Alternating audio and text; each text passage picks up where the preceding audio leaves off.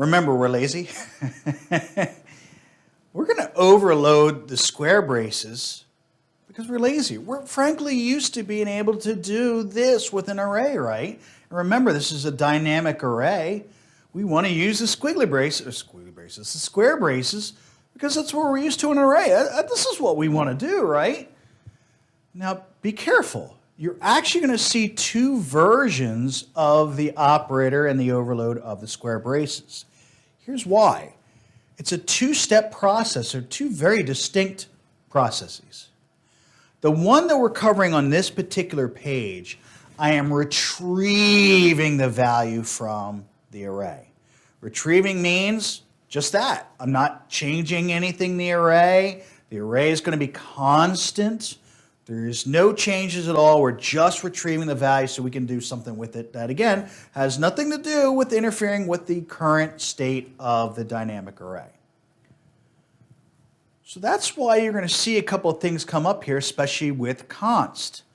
I am just retrieving the value out of it and then going to return that particular value from the dynamic array. A couple things here. Number one, I put this in here.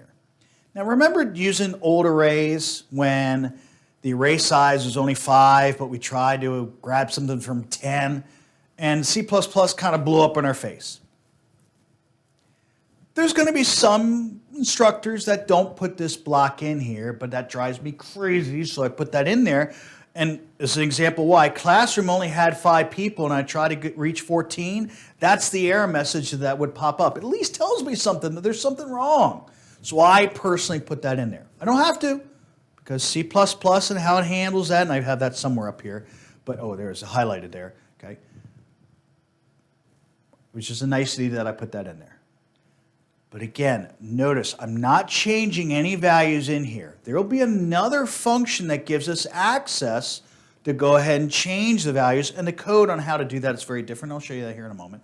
But again, notice all these couts are just pulling the information out of an integer array, a student array, a dynamic array should be exact. So that's why. Okay.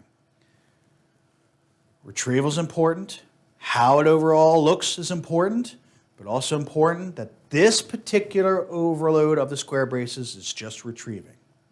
Now, pretending, I'm crossing out one of the codes right now, using the cout in array in the classrooms, I'm actually using, this is the questions down here, I'm actually using 2 overloaded functions. What are they? And then tell me what order are those 2 overloaded functions actually being executed? Which one comes first? Which one comes second? Think about it. Give you a few seconds. We'll go over and answer here in a moment.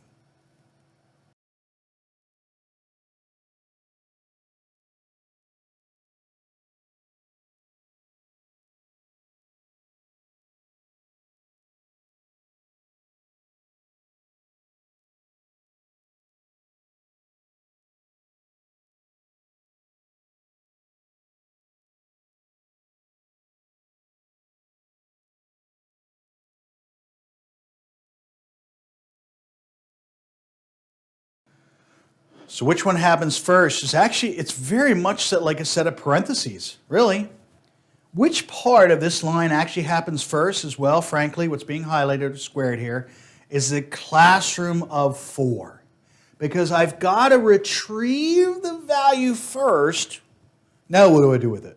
Now I'm going to use the cout to go ahead and display it, or again, using the overloaded angle brackets, could be to a file or whatever. But because we're using cout, overloaded cout, we are then going to display it to the screen. That's the 2-step process. Gathering and then displaying.